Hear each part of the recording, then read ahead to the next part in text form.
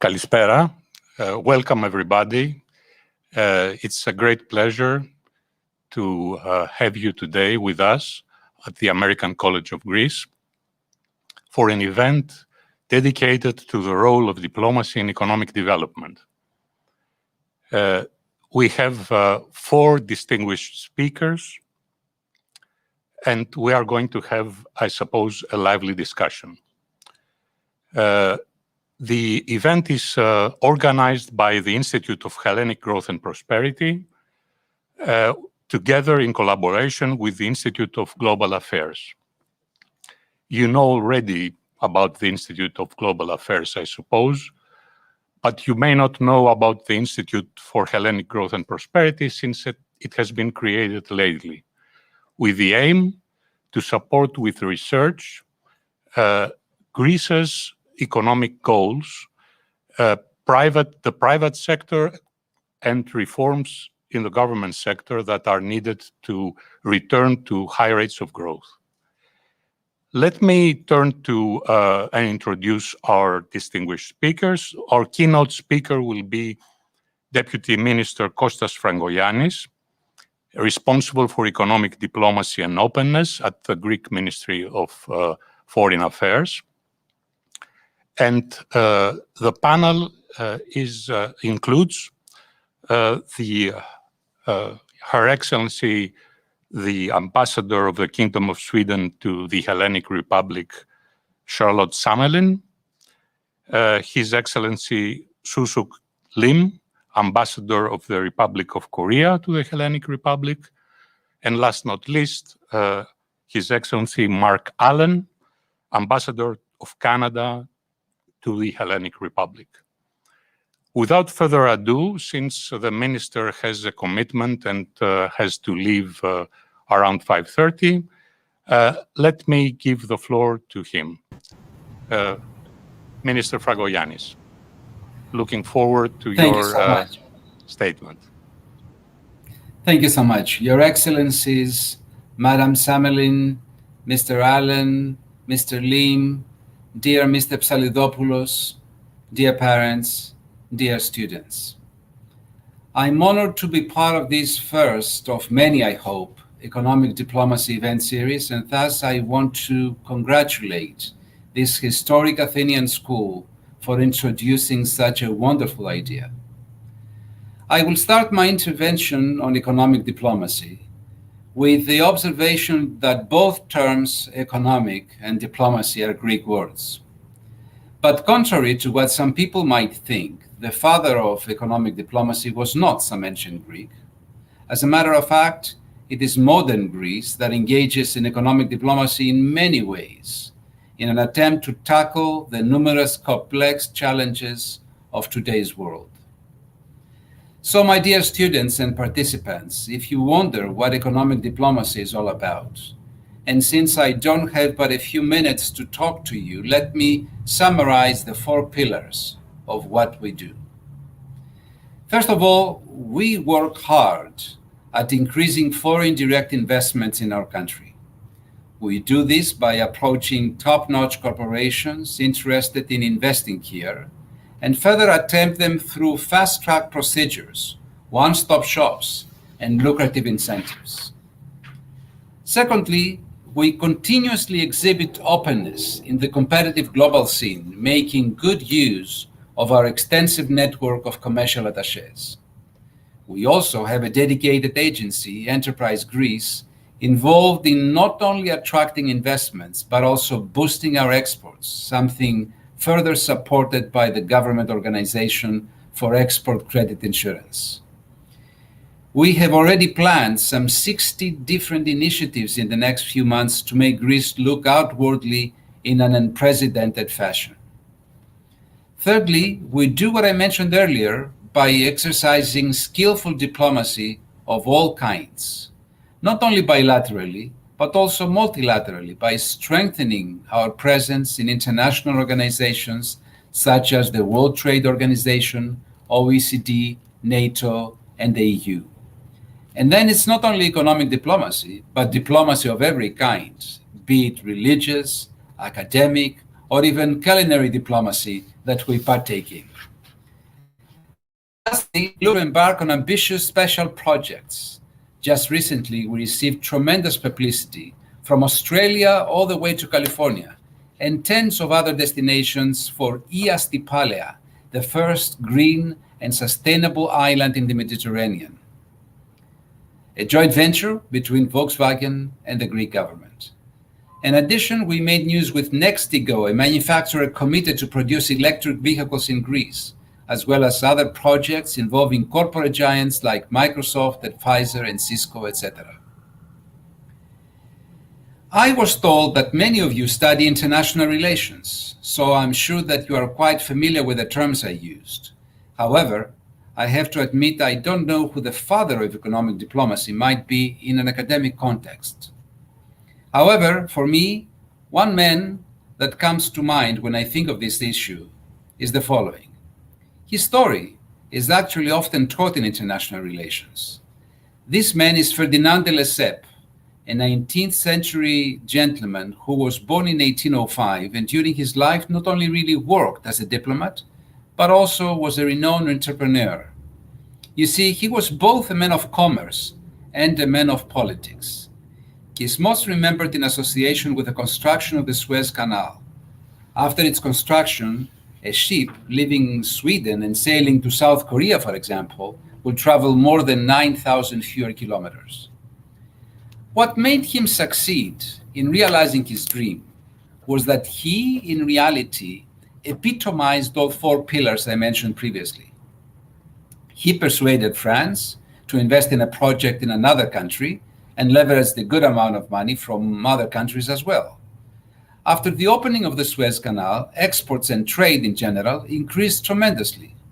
He made the most of all of his connections, like his cousin Eugenie, the wife of Napoleon III, and exercised sophisticated diplomacy on many levels to get the job done. And finally, the project he realized was a colossal, unprecedented achievement. To this day, the Suez Canal remains the longest 193 kilometers canal on this planet.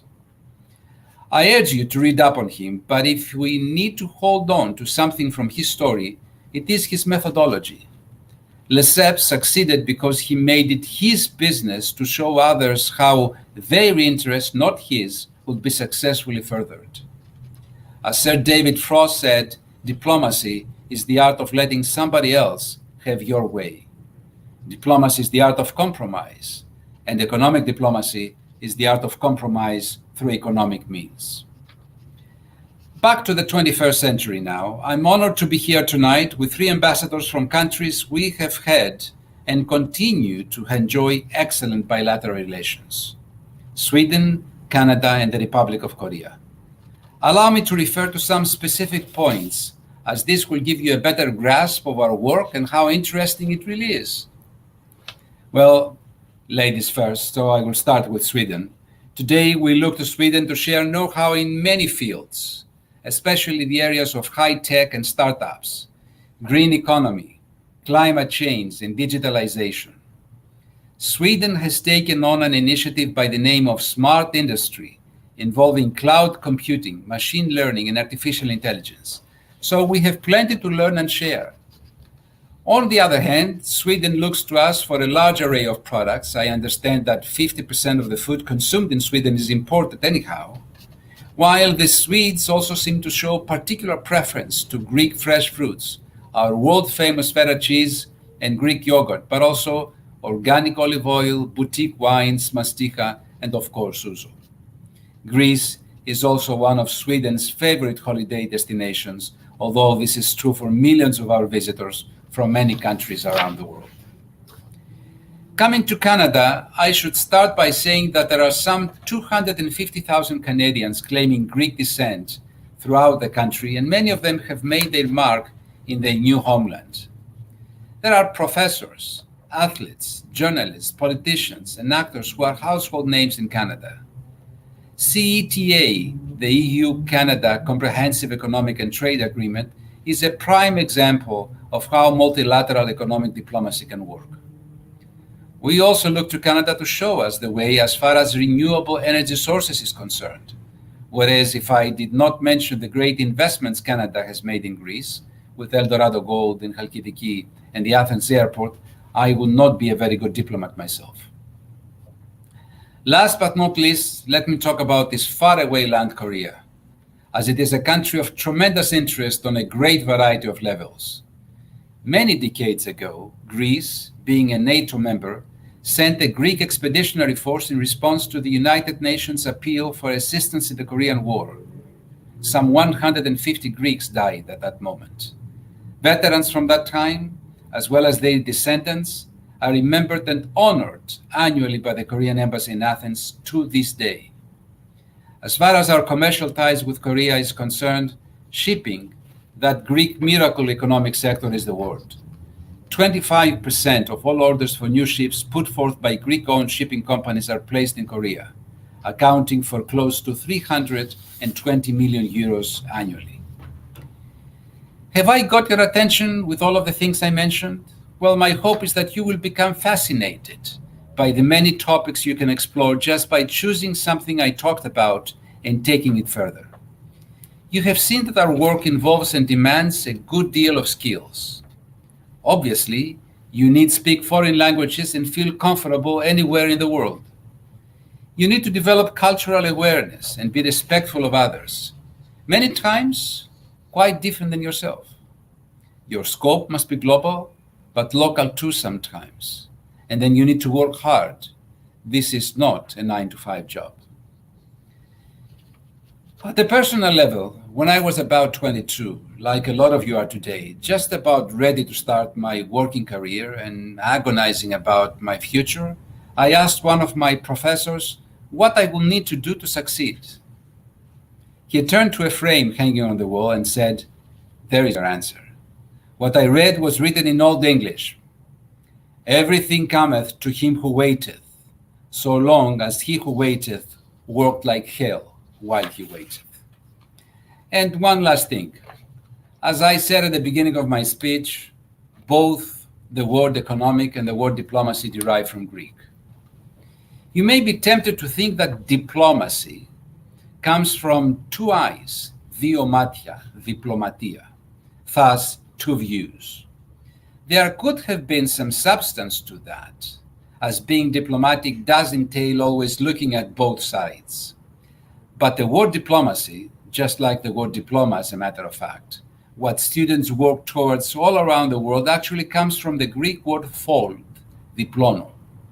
As diplomats of another time carried papers they either folded or rolled up so as to hide their content, thus diplomacy as a word was born. In closing, I wish that some of you at least will not only achieve the goal of obtaining a valuable diploma, but may also select the career of a diplomat. I can promise you that your life will be fulfilling and exciting, and you will serve a very noble profession, just like Ferdinand de Lesseps did, and today he is mostly remembered for his great achievements that the whole world uses and enjoys. In that spirit, I urge you to work like hell. Be restless and dream high. Always dream high. Thank you so much. Thank you, Mr. Minister, very, very much for this excellent introduction that combined a historical perspective, but also everyday actual problems that economic diplomacy in Greece faces, and also to the reference to the three countries. Let me now turn to our panelists and ask if they would like to intervene, to comment, or make a remark in relation to what they heard from the minister.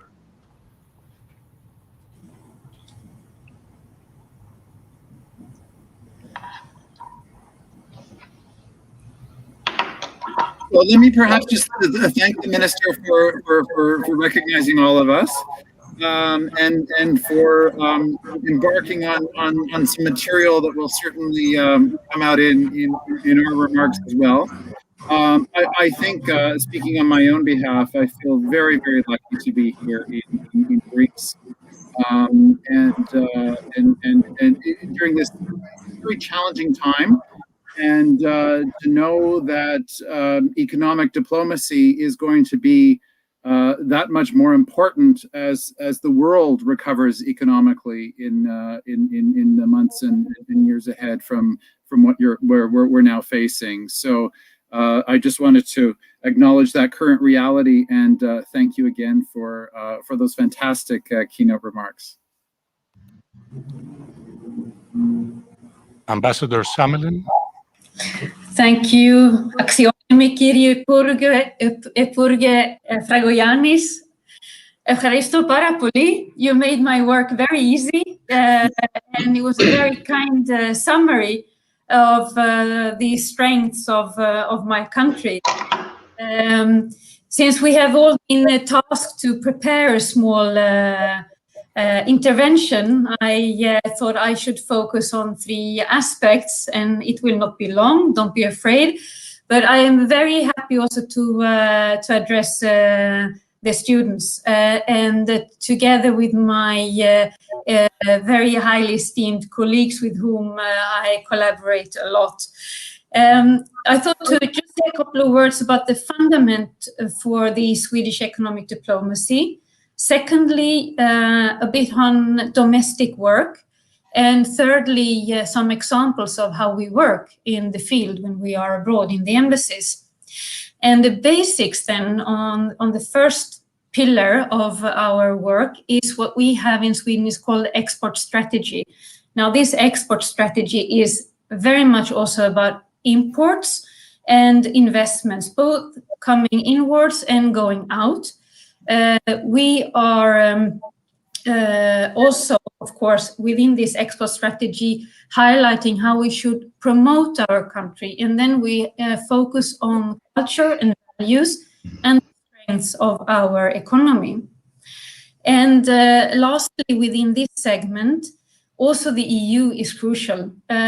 We must deepen the internal market and the digital single market in Europe because, let's face it, Greece and Sweden, a country with 10 million inhabitants, we are nowhere on the global market if we cannot have access to a European market who functions well and with no regulatory burdens.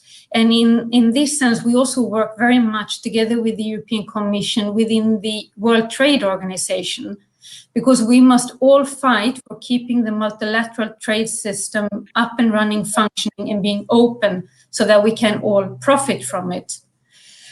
Secondly, when it comes to domestic work, of course, the foreign ministry is important, and it's a part of our training, becoming a diplomat, to learn how to do economic diplomacy. But we would be nowhere if we didn't have 2 organizations.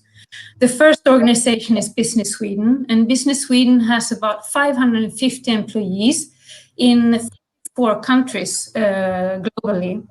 And they also have regional offices in Sweden because their work is also to facilitate inward investments as much as they are tailor-making advice for multinational companies, for SMEs and startups, how to access other markets. And secondly, we have our National Board of Trade. And this is our oldest agency, in fact. It was founded in 1651 by Queen Christina. And nowadays, the National Board has 90 employees, and they are equally important in reaching out to companies in Sweden who are looking for opportunities abroad, so that they take advantage of the multilateral trade system and the bilateral EU trade agreements. And then if I may turn lastly, the hands-on, how we work here in the embassies. Firstly, we work a lot on our image. We work on promoting Sweden, the values. We want to create a narrative. We work very much with the gender equality, all our efforts in sustainable development and digitalization. And we try to highlight the excellence in research and development and engineering. That's one thing on the image side. Then secondly, we work on identifying trade restrictions or regulations inhibiting Swedish businesses to establish here or to export. And I can give you one example. In fact, I have two examples now also relevant during the pandemic. The first one is that we have a company producing sanitary equipment for, amongst other, the medical sector. Now, the Greek Ministry for Health took a decision to recategorize their products. And now they are in a disadvantaged position in relation to other companies exporting similar equipment to Greece.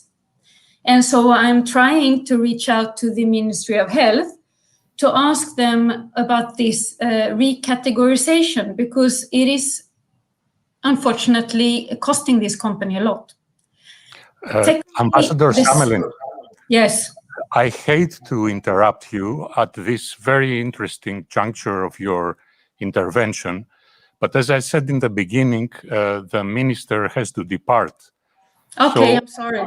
With your permission, I would like to give the floor to Ambassador Lin for a short intervention. Then we ask the minister to respond, and then, of course, you will have plenty of time to explain all these very interesting things you have been telling us once more for our students and participants. Okay. Ambassador Lin. Yes, Deputy Minister, thank you for your very comprehensive comments. And you have touched many important pillars of the new government's economic diplomacy. Personally, because of Deputy Minister's enormous efforts, I have witnessed so many changes in the Greek government. Whenever I contact high-level officials, there are quick response, and action is very speedy. So I hope that there will be a brighter future. And as Prime Minister Mitsotakis said, Greece will make a success story in Europe. And I believe that Korea can be a true partner to Greece on this wonderful journey. And as you mentioned, the shipping and shipbuilding industry, we are very strong partners in our key industries. And I hope that we will continue to our strong friendship and partnership, celebrating the 60 years of our partnership, as the logo says behind me. Thank you. Thank you, Ambassador Lin. Minister Fragogiannis, quick response. I just wish to tell you that I'm very honored to be here with you today in the presence of true friends. I personally know Her Excellency Charlotte Samelin, the Ambassador of Canada, Mike Allen, and the Ambassador of Korea, Mr. Lin.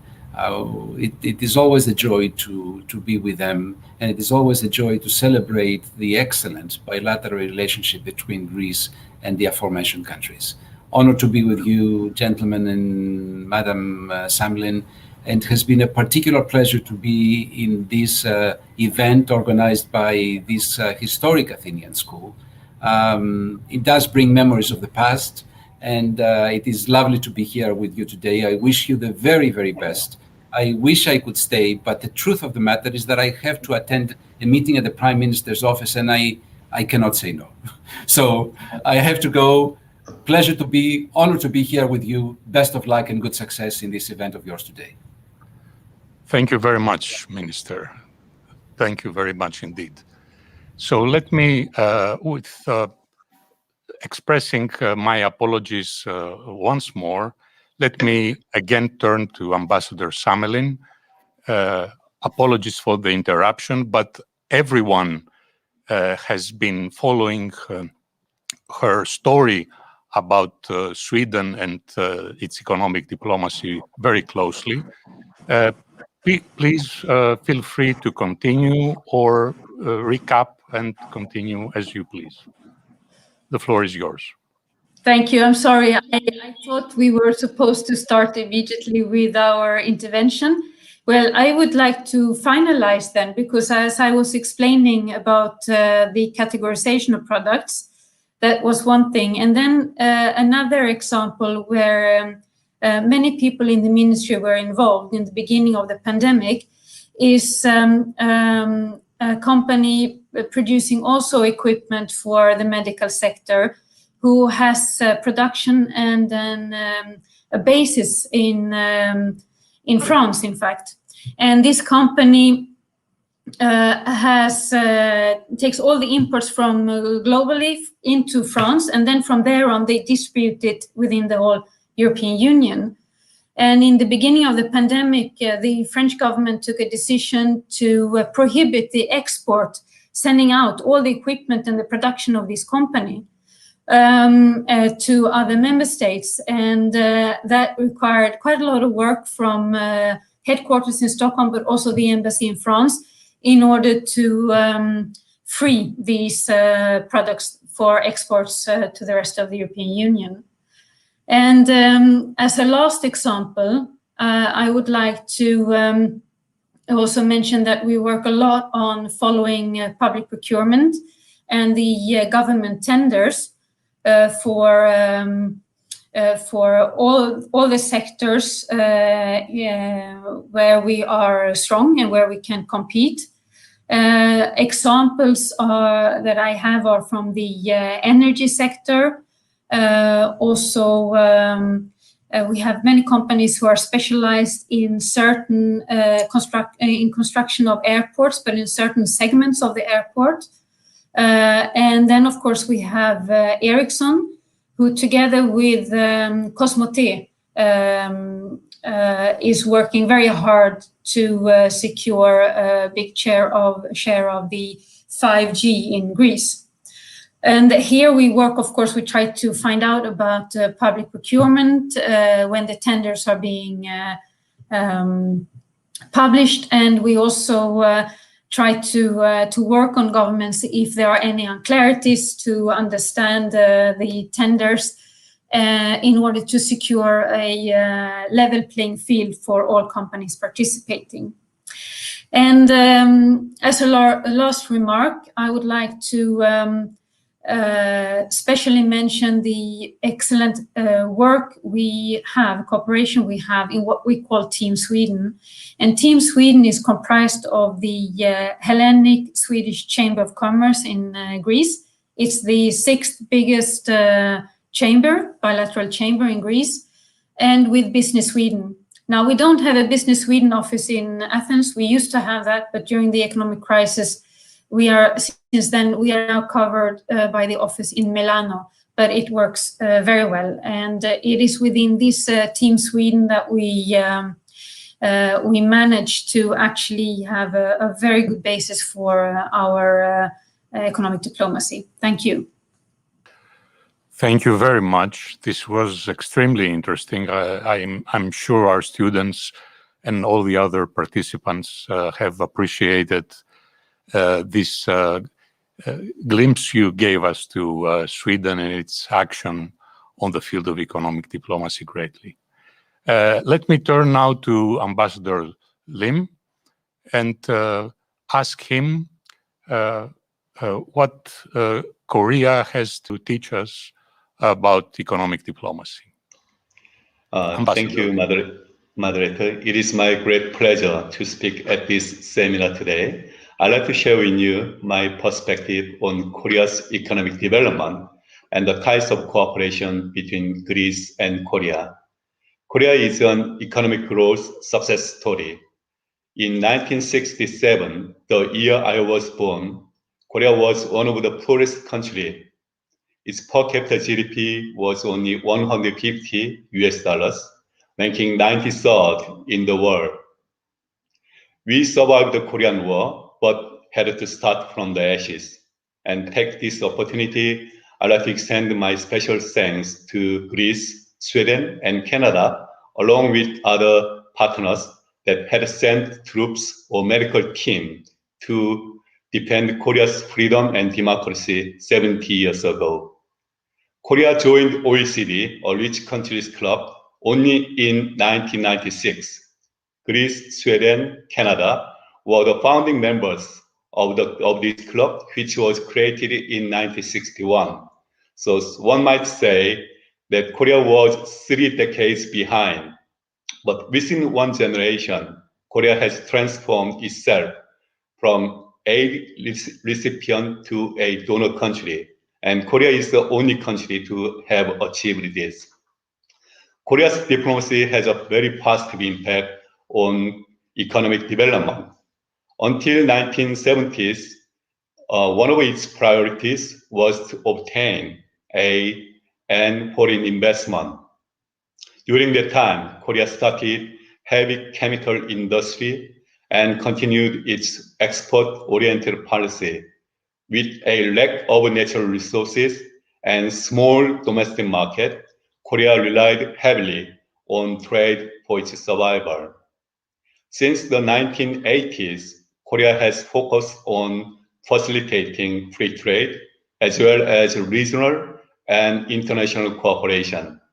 For instance, Australia and Korea played an important role in creating APEC, Asia Pacific Economic Cooperation, the largest regional economic body. In 2019, the APEC members account for 76% of Korea's export and 60% of foreign direct investment in Korea. Korea is also the only country to have hosted Korea-ASEAN Special Summit 3 times. Now, ASEAN is Korea's second biggest partner for trade and investment. More than 15,000 Korean companies are operating in Asian market.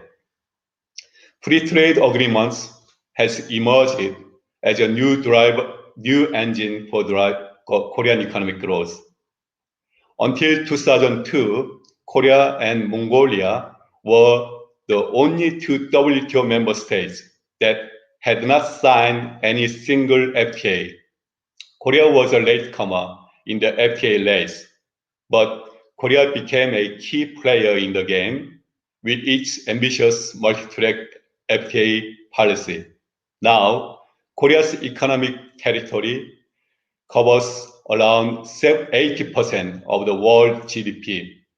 Korea is also the first country in the world to have signed 3 key agreements with the European Union: the FTA Framework Agreement and the Crisis Management Agreement. One of the keys to Korea's miracle was the close collaboration among business, people, and government. One might say the business is like the engine of a car. Government builds highways and bridges for cars, and hardworking people make use of this to move ahead very quickly. It is like a 3-legged race. Korea is redoubling its effort for new engines for growth: 6G, biotechnology, AI, creative industry, and so on. We want to share with our partners the story of hope. Korea made it. Greece and our friends can do it better. Now I'd like to turn to the relations between Greece and Korea. This year, our two countries are celebrating the 60th years of partnership, as the logo said behind me. Though we are far away from each other geographically, we have so many common elements between us. We are both on the same Southeast parallel. We are peninsular and maritime countries. We have taken a very similar path in our modern history: colonial rule, independence, civil war, military dictatorship, and democracy. Greek ship owners assisted Korea in embarking on its shipbuilding industry since the 1970s. In return, Korea had also helped Greece keep its #1 position in shipping industry by providing ships on time and within budget. In fact, Korea has built a great number of ships for Greece: big ships, LNG ships, smart ships, but our best ship is friendship.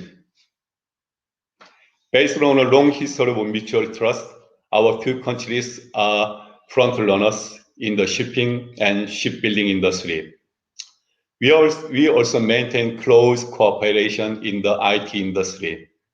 A Korean company has been working closely with its Greek counterpart in an e-ticketing project with its own public transport.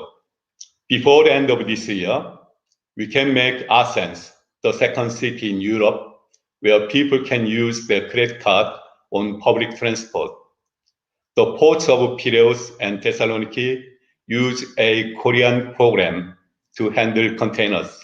With this program, Piraeus can handle 5 million containers a year. There is also great scope to work closely with each other in areas of digital economy, smart cities, science and innovation. Prime Minister Mitsotakis has said that Greece will make a success story in Europe, and I believe that Korea will be a true partner to Greece on this wonderful journey. The ability of our young generations give me great hope for a brighter future. Before closing, I'd like to quote the moving words of a Greek veteran of the Korean War. He said, "Korea is my second home country, and I'm so proud of the Korea of today. 7 decades ago, we planted a small tree of friendship. Now it is a task for the young generations to help it to flourish." Thank you for your attention. Thank you very, very much, Ambassador Lin. We will have, I guess, a thorough discussion later when the participants are going to ask questions. Thank you very much. Let me now turn to our last speaker for today, Ambassador Mark Allen. Ambassador Allen, the floor is yours. Thank you very much, and I want to thank the American College for this opportunity, and the minister and my esteemed colleagues for their participation in this really interesting discussion. Economic diplomacy, as it's been defined by the minister, I think, and my colleagues, complements traditional diplomacy. And it takes broadly, I think, two forms, bilateral and multilateral. Sometimes those forms overlap. And we as diplomats are specialists in one or the other at various times in our career. Obviously, the three of us now are engaged in bilateral diplomacy with Greece. So let me talk about the relationship that I obviously know best, which is the Canada-Greece relationship. And I have to underscore that economic issues are really at the heart of that relationship. Political relations, of course, are important. Our joint membership of the North Atlantic Treaty Organization, our common approach to democracy and human rights. Cultural relations and people-to-people ties are also extremely important, and the minister mentioned the vibrant Greek diaspora that has a home in Canada. But when our prime ministers and our ministers speak, most of the time, I have to say, is taken up with commercial and economic issues. And that's because our two countries share a common agenda for prosperity and economic growth. So what do Canadian diplomats do to further the agenda of economic growth? Well, we are one of the pioneers of economic diplomacy in the form of a trade commissioner service that was stood up in the 19th century. We're a young country, but our roots in this field run deep. And as early as 1895, Canada sent its first trade commissioner to Australia. And today we have 1,000 trade commissioners who are effectively commercial and economic diplomats in 160 embassies and missions around the world, supporting Canadian companies by opening doors to export, investment, and innovation. They work to promote opportunities, which are win-win with buyers and sellers around the world, with investors and recipients of investment. Secondly, and as has been mentioned, trade agreements are extremely important to economic diplomacy and to incentivizing international trade and therefore prosperity. They reduce barriers, they cut costs, which lowers consumer prices and effectively makes production more efficient and competitive among countries which have entered into trade agreements. I'm proud to say that Canada has 14 free trade agreements. We're the only country in the G7 that has a free trade agreement in place with every other country in the G7. We cover 60% of world GDP, access to 1.5 billion consumers in 51 countries. Among the most progressive of this series of agreements is the one mentioned by Minister Fragoyanis, which is the Comprehensive Economic and Trade Agreement between Canada and the European Union, which from our perspective is a bilateral agreement with a multilateral organization. And it's been provisionally applied since 2017. Greece obviously is one of the member states of the European Union with whom the agreement is in place. So it serves as the framework for Canada-Greece trade and Canada-Greece commercial and economic relations. Greece benefits enormously from this agreement. 419 million euros of exports in goods and services to Canada every year. And the balance of trade is by far in Greece's favor, 287 million euros. 700 Greek companies export to Canada. 80% of those are small and medium-sized enterprises. And so the agreement is responsible for no less than 3,500 Greek jobs. So what does this agreement do? It scraps tariffs and creates opportunities, including in the field of agriculture, where Greece has tremendous strengths and in other markets. It allows Greek firms to bid on public contracts in Canada and vice versa, including in the lucrative marine transport sector, where Greece has real strengths. It allows the mobility of professionals between Canada and Greece, including lawyers, accountants, architects, and engineers. It will, when it's fully ratified, provide investment guarantees, including non-discrimination. You've heard the minister on the importance that we know Greece attaches to attracting and retaining foreign direct investment.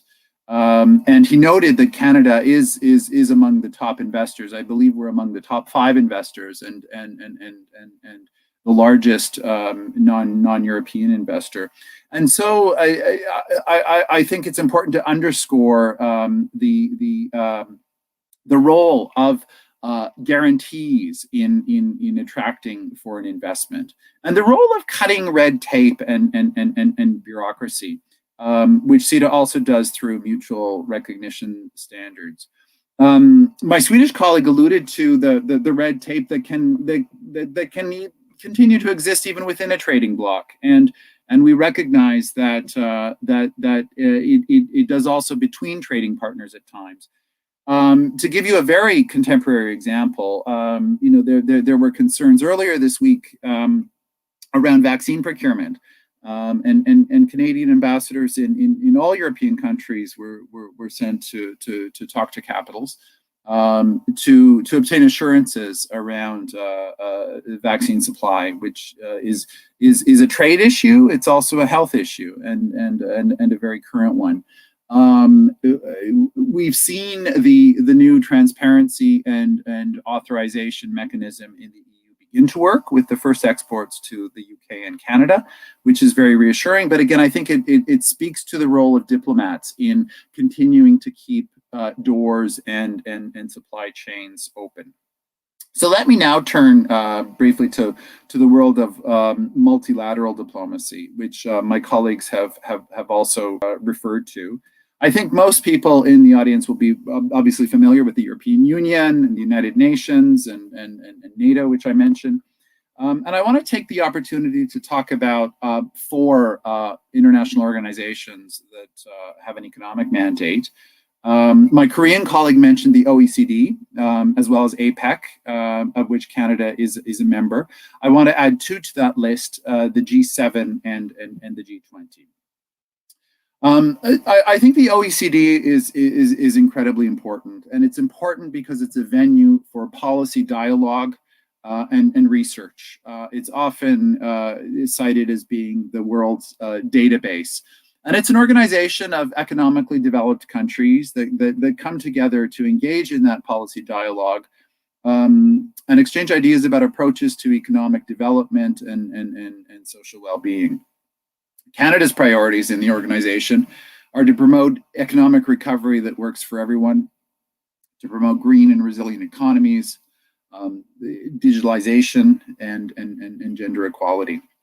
It's an organization that I think has some profile at the moment in Greece, because Greece is fielding a candidate to lead that organization, who's one of two remaining women. The other is the Swedish candidate. A Canadian candidate rather participated in earlier rounds and unfortunately had to withdraw. And we wish the remaining candidates well. We competed because of the importance of the organization. And it was great to see a field of very strong candidates vying to lead it. APEC, which is based in Singapore and was founded in 1989, is similar in the sense that it's also a place where, in this case, 27 economies of Asia and the Pacific, including the countries of North, South, and Central America that border the Pacific, come together to share best practices and to incubate really innovative ideas, given the dynamism of many of these economies. So they come together to talk about supply chains and customs procedures, economic empowerment of different groups in society. Even mental health and health ethics are discussed in this forum, which is also, I should mention, principally consensus-based. The G7, the group of 7 industrialized economies, as it's often referred to, was founded in 1975. It's actually got 8 members because the European Union and the European institutions participate regularly in the summits and dialogue.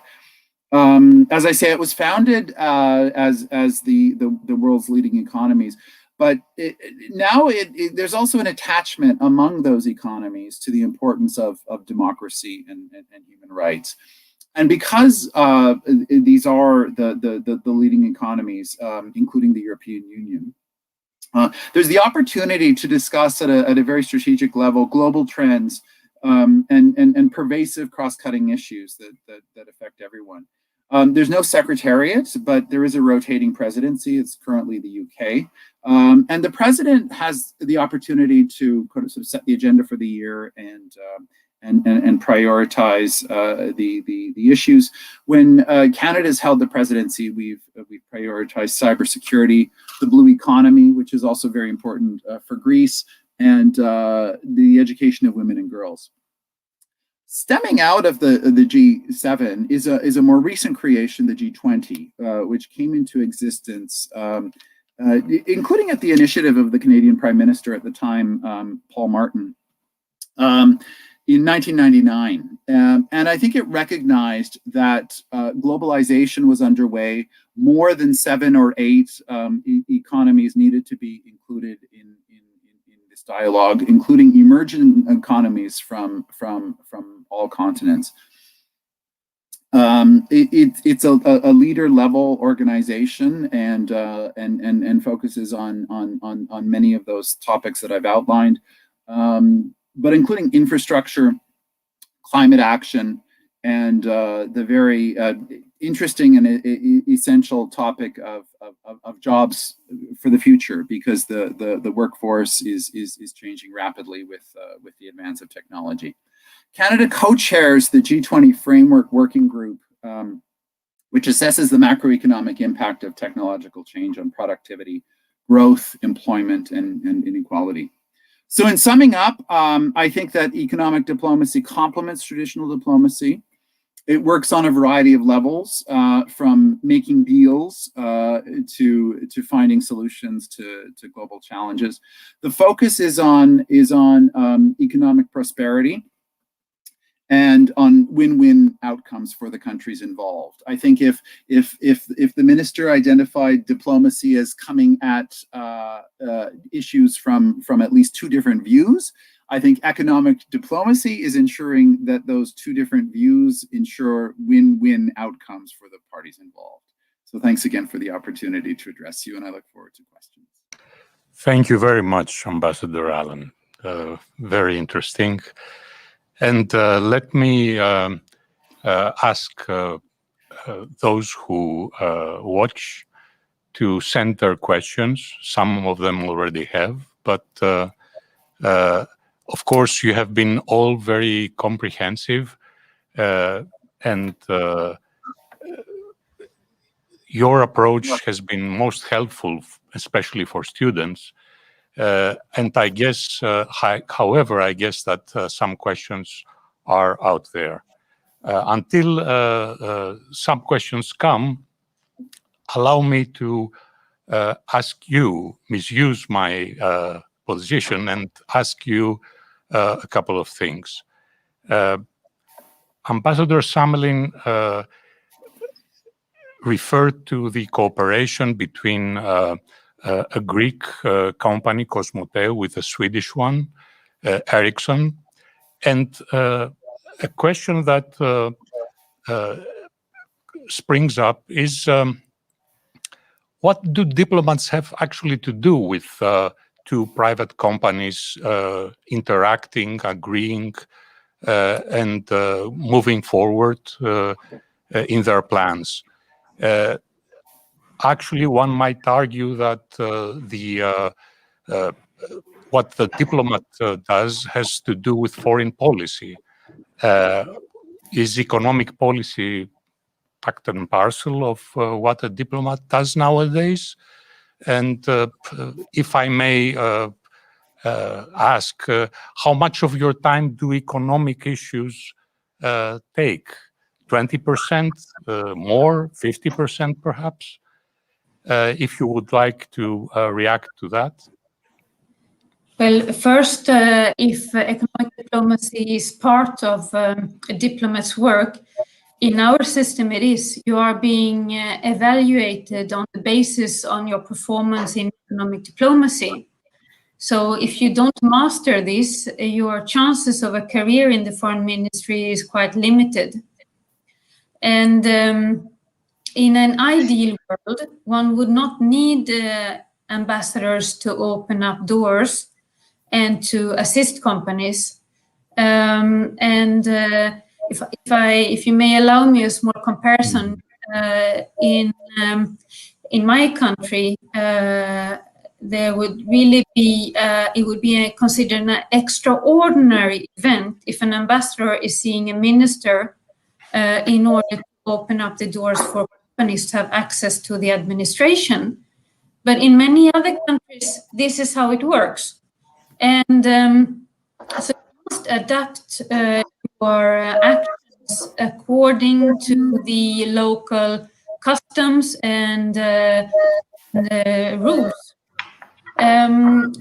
I think ambassadors are very important in what you can also use as soft powers in order to reinforce the economic diplomacy, in order to give a picture of the country. And in this sense, it's like working with advertisement, because we use social media. We try to show what our countries are good at, what we are doing, what we find important. And And in many countries, who is the better face for this than the ambassador? Thank you. If Can I I respond to that as well? yes, please. Yeah. I think obviously I agree with everything my Ambassador Samlin has said. I think that in particular sectors, and telecommunications, and defense are such sectors. There is a strategic importance that's attached to the commercial transactions. And that is also where we come into play as diplomats in those crosswalks between politics and economics. You're right. We're not in the business of picking commercial winners. I think entrepreneurs are much better placed to make those business decisions. But we do have we do have important roles to play in countries like Greece, and especially in the kinds of markets where you know our role as our country's representatives is accorded a certain importance. Ambassador Lin? Yes, I guess to me, the economics issues mostly cover about 30% of my whole energy. But in the case of Greece, I think that we have a very long tradition of cooperation between businesses. So my role is a little limited, but also whenever I have a chance, I like to meet many Greek businessmen, because listening to what they need and what they are looking for government side is very important. One of the good example was during the pandemic last year. One sailor died in a ship. It's a big merchant ship, but because no other country would not allow the body because they are concerned about the contamination. So only Korea, we accept the body and we checked that there was nothing is clear. So we are able to send the body back to his family. So we coordinated with the Greek ship owner, and they are highly appreciated. But it's not totally for business, but it's a humanitarian point of humanitarian aspect. And Koreans, our company embassy, we like to lead some cooperation, like as a Team Korea. We have a Kotra branch office, that is Korea Trade and Investment Promotion Agency. So embassy, Kotra, and our Korean business community here, we are trying to work together as a Team Korea. So listening to what the business want and what the government can do for them is very important factor. I also agree with the Ambassador of Sweden that nation brand is very important. One company cannot build up its own brand, but if you are trying to build up nation brand by public diplomacy, then it could enhance the general awareness and also bring our partners closer to each other. So that is more important. Yes. Okay, thank you. I have a question from the audience. The colleague says that you have mostly focused on the positive outcome of economic diplomacy, and he would like to ask, what are the obstacles to a successful pursuit of economic diplomacy? And more specifically, as many times political priorities come first, have you faced situations in which your economic initiatives have been frustrated by policies followed by governments? Who would like to answer this? I'd be happy to kick off. Okay. I think yes, there's a need because one civil servant's trade barriers are another civil servant's health and safety requirements, and so very often one will find in governments that regulate and regulators who believe and who have at the top of their mind, and I worked outside of the foreign ministry in regulatory ministries, the health and safety of the public, and sometimes those regulations differ from jurisdiction to jurisdiction, and that creates barriers to trade, quite simply. And so we need diplomats to understand regulatory realities. And I mentioned one very prominent example around vaccines, which I think is pertinent here, to balance that regulation with trade facilitation. The other example from our perspective, which the minister raised, is El Dorado Gold, and there I think we've seen an understanding that in the Greek reality there are antiquities requirements around land use.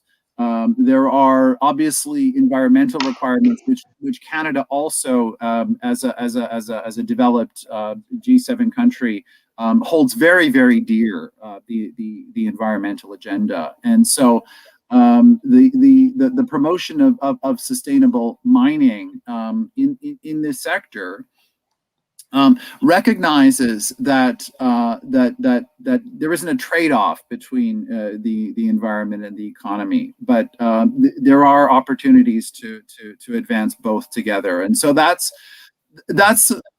but not all government institutions see it from the same perspective, and so that's why I think our job is not going away anytime soon. Thank you. Next question. Yes, if you feel like. Can I give an example? I'm sorry. I would like, because Mark pointed out on some very important issues, and example again, we have a Swedish company who sells spare parts to the Greek shipping industry, and these products are being counterfeited in China, and so what we're trying is for the government to check the customs, so that the customs checks more properly the ships coming in from a certain country, in order to avoid these counterfeited goods to enter the country and compete with the original product. Okay, thanks. Thank you very much. We have lots of questions, actually, so let me proceed to the next one. How does a government determine which industries or even individual businesses it will support or encourage with diplomatic efforts? Could you answer that, please? One of you? I'll just be very quick. In terms of industries, I think often it's very natural which countries have which industrial strengths, and which regions within a country have which industrial strengths. So it's not terribly difficult, I think, to do that. I think it's more interesting about individual businesses, because one of the things that we are very, very keen, that we attach a great deal of importance to, is both equity and access to our services, but for those businesses that play by the rules. And so we require all of our clients who seek our services as in the Trade Commissioner service to sign an integrity declaration to indicate that they will play by certain social and economic rules wherever in the world they operate. And so we take that very seriously, and I think that distinguishes who we would support as businesses from who we wouldn't. Thank you. Next question concerns cultural diplomacy, and I think my colleague had an intervention. I'm sorry, I don't have a screen, so please go ahead. Yes, because I agree with the international standard that government role, I think should be play some balanced role, because all the companies, business should compete in the global market. if the government continue to provide a subsidy or to protect a certain industry, then they can grow up, but only at certain level. But if they can compete in the global market, they should have enough capacity. So we have some saying that at arm's length support, we can support but never interfere, so that the business or even cultural industry can create their own innovation and then grow, enhance their capacity in the global market to compete. So that is more important. Yes. Okay. In the meantime, I can see you. For a couple of minutes, I didn't have access to the screen. The next question is about cultural diplomacy and its possible role to economic diplomacy. Do you think they go hand in hand or not? Who would like to answer this? I can just say I definitely they complement each other. And for instance, we work a lot now on Astrid Lindgren and Pippi Longstrump, the Pippi Longstocking. She's celebrating 75 years, and reach out to children. I think the most important part in cultural work is if we manage to have a dialogue with the children, because this is the next generation. And if they somehow create a positive link to Sweden while reading about these characters in Astrid Lindgren, I mean, that's a fantastic thing. Yes. Thank you. Ambassador Lim? Yes, cultural diplomacy is closely linked with creative diplomacy and also nation brand. If I give you one example, is BTS, the 7-boy Korean boy group, and their economic benefit on Korean economy is about $5 billion a year, $5 billion. So it's an amazing figure. It means that if we build one big LNG ship, it costs about $200 million. So it means the 7-boy group, they are making 25 big LNG ships a year. So economic benefit is huge, and it has a very trickle-down effect on many of the industry, like tourism and not only music, and also it's spread all over to like hotel accommodation and convention. So I think cultural diplomacy is also can generate creative industry. And I think Greece has a great talent for this new industry. Yeah, I think that's absolutely, and that's just one example of a music group. If you look at all of the performing arts, film, television, literature, electronic games, the revenue attached to these cultural undertakings is enormous, and you know, benefits all of our economies. It's also a sector that's experiencing a particular challenge right now with COVID. And the irony is that many of us in our confinement are actually consuming culture more than ever. So you know, we have to find ways to promote you know, these industries and their economic recovery, because they are fundamental to all of our you know, to our societies, but also to our economies.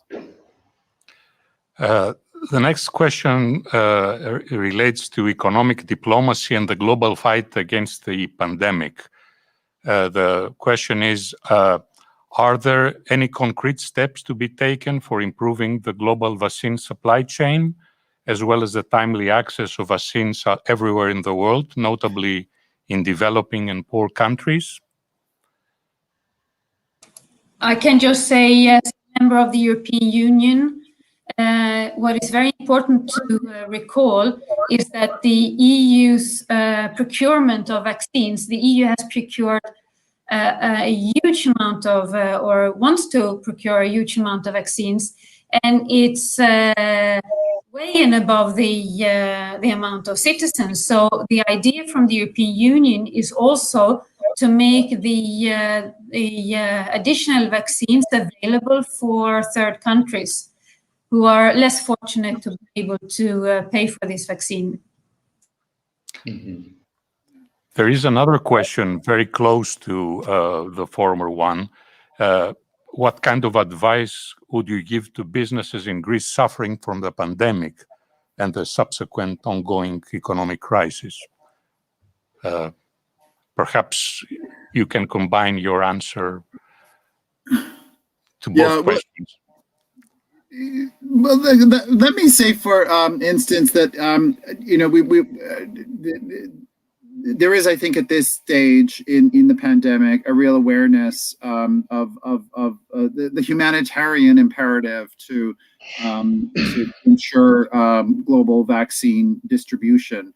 And I alluded to some of the more immediate measures that kind of happen from day to day. But I think there's a real awareness in all of our governments that nobody is protected until everybody is protected, and I think we're trying to have that kind of guide our decision making. In terms of Greece's experience of the pandemic, I want to say how lucky I feel to have been here in this country when we saw the first wave happen, and the solidarity of Greek citizens to respect the measures that the government announced was truly remarkable. I think there is a real resilience in Greek society that's been established over many years of economic adversity, which I think played out to some degree, because I think Greeks really understand through what they've been through sacrifice and giving up personal freedoms and prosperity for the public good, and the whole world is learning that now. So I think Greece has been out ahead on that one. Ambassador Lim. Yeah, I think in Oriental saying, crisis means risk and opportunity. Means if you overcome the risk, then you can have a new opportunity. I think it goes applied to Greek companies, because so far Greek government has been very successful in containing COVID-19. And I think that because during the pandemic era, Greek government has launched digital economy, and many business, they had a more online contact with customers. And also our embassy, we, along with our Korean trade agency, we are promoting online business-to-business consultation. So during this year, we'll hold a series of online meetings on ship equipment, medicals, pharmaceutical areas, and food even. So if you overcome this period, I think we can have a new strength, new engine for growth. The next question refers to what Ambassador Samelin said about China, and asks, how do you view China as far as trade is related? Does the trend of counterfeit items concern you, your countries? And if you are considering alternative countries for manufacturing, given the aforementioned issue? If I may, I think that's a very interesting question and a very topical question. Our conclusion from what happened in the beginning of the pandemic, when we had disturbance in the value chains, because production couldn't keep up and the containers couldn't pass, so we ended up having European businesses not finalizing their manufacturing because the parts were missing. The strong conviction of my country, and this also relates to the internal discussion within the European Union on strategic autonomy, is that strategic autonomy does not imply that we should be protectionist. And of course, the EU should do as much as it can to strengthen its economic competitiveness in the world. But that's not what you achieve by closing off. So we must work for open trade. And as regards, for instance, now counterfeited goods, Intellectual property rights are handled internationally, and they are being discussed in an international organization, and one works on methods to stop this practice. And of course, having an agreement, a bilateral agreement with China, is important because you need a forum where you can address these issues, and this is nothing new. All the countries in the world, I think, suffer from counterfeited goods. So it's international cooperation, and we must be able to address this within our countries, to check all the incoming goods, but we must also have a very profound discussion with the third country with whom we trade. Anyone else wanting to? Oh, both. Please. Yeah, no, Mark, you can go first. Yes. I'll be quick. I mean, China obviously is an incredibly important economic actor on the global stage, and a trading partner for my country. That said, there are concerns. Counterfeit goods is one thing. Forced labor is something else, and that's an issue where we have a serious concern, on which we've just announced a series of new measures to ensure that our supply chains from China are as protected as they possibly can be against forced labor practices. So it's a complex relationship. I mean, dialogue is important, and continuing dialogue and open channels. But I think it's another example where economic and political issues intermingle very closely. Ambassador Lim? Yeah, there is a very good saying that don't put your all eggs in one basket. As Mark said, that one small incident can generate spillover effect all over. There was also another painful experience that during the pandemic era, one small spare part was cut off from the supply, and all the Korean automobile companies had to suspend their operation for several days. So, and since then, Korean companies and Korean government, we are thinking that the ASEAN countries is one of the new frontiers. So, as I said, ASEAN has become our second partner, biggest partner for trade and investment. So, to have a balance, and also in terms of global supply chain, to have more partners, I think is safe and more efficient. Thank you. Our next question looks to the future and asks to what extent your work is complicated or simplified by two recent developments, Brexit and the inauguration of the new American president. Are there certain problem points or aspects of relief which stands out? Who would like to go first? Shall I volunteer as the EU member please. here in this group? Brexit is extremely unfortunate.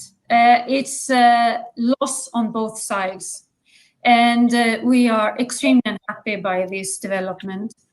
I can tell you that we would have liked to have open trade, close relationship, preferably the UK staying in the single market. Nothing of what has happened lately since the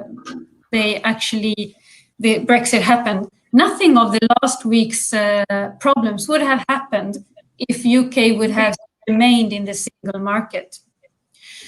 And we have very close trade relations, particularly in the services sector with the UK, financial services also. Having said this, I would also like to say that what has happened now has served as a lesson for the rest of the EU membership, I think. And we have learned during the process of Brexit to value the European Union and to value the cooperation that we have. And I'm sorry to say, but business has continued in Brussels. And Brexit has not been the major issue on the agenda for over a year.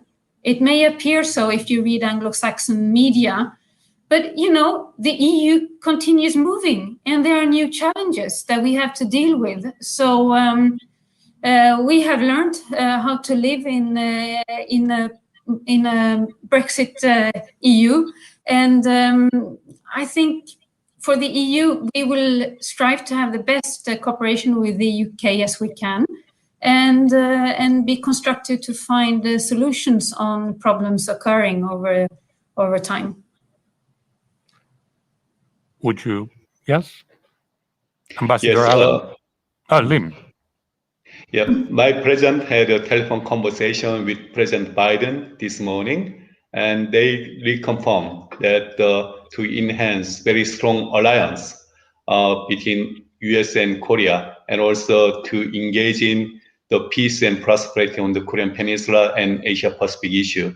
And also Korea was invited by the G7 host from the United Kingdom. So my president will attend the G7 in June. Also, so I think it's a new, there'll be more work to do with the new administration from the United States, tackling the regional and the global affairs together. And also regarding Brexit, many of the Korean companies, our hub is located in European Union, like Visegrad and many companies. So there is no significant and direct impact because of this Brexit on Korean economy. So we'll keep up our partnership with the European Union along with the United Kingdom together. Ambassador Allen? Sure. In terms of the U.S. elections, I mean, no two countries are more closely interlinked in terms of their economies and their geography. I mean, and so Canada invariably works well with democratic governments and with Republican governments, because we have so many different dialogues on the range of issues that run across that border.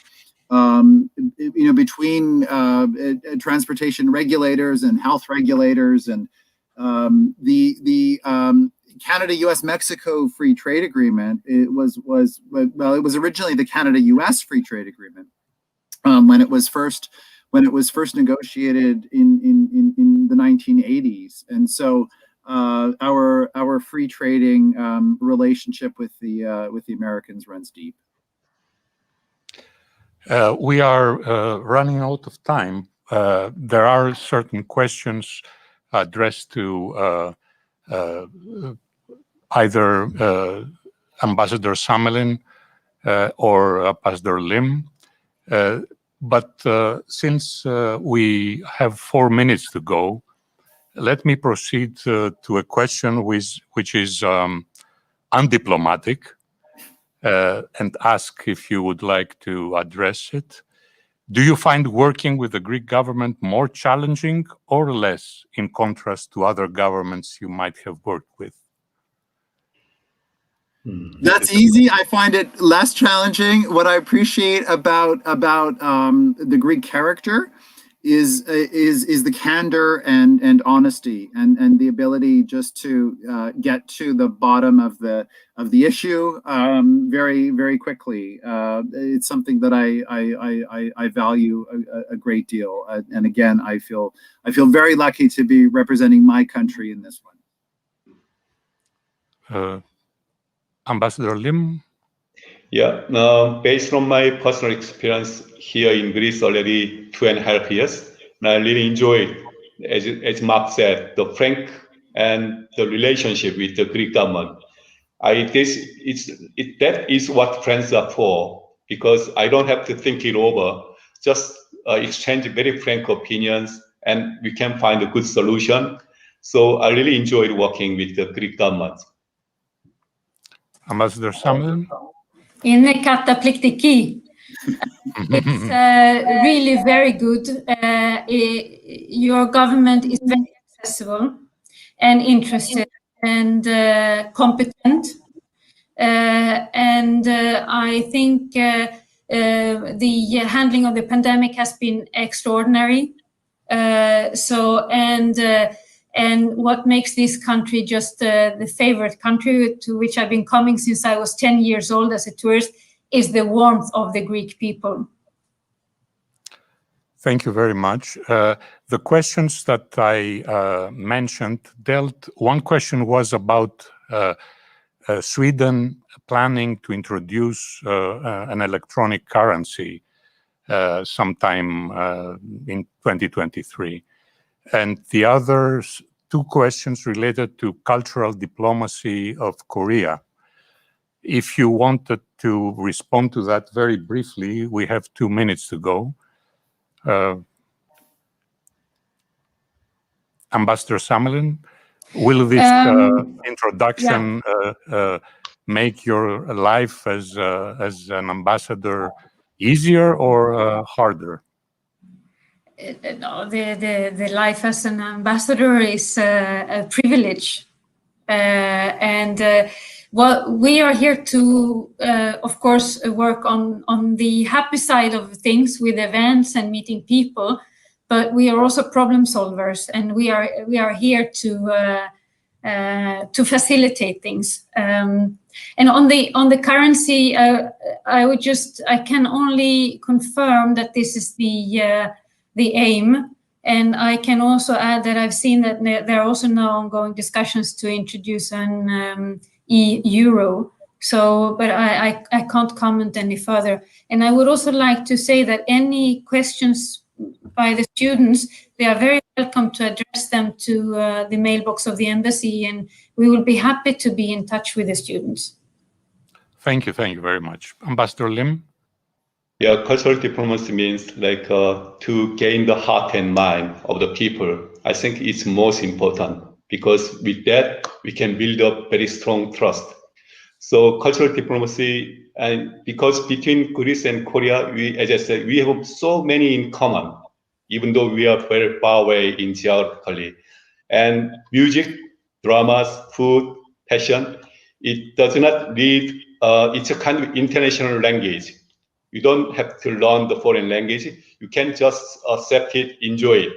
And even many Koreans, we enjoy Greek products, Greek culture, and Greek warm hospitality. So many of the Korean tourists visiting Greece, after they leave, they became like an ambassador of Greece. And they are trying to promote Greek wines and Greek yogurt and Greek delicious food.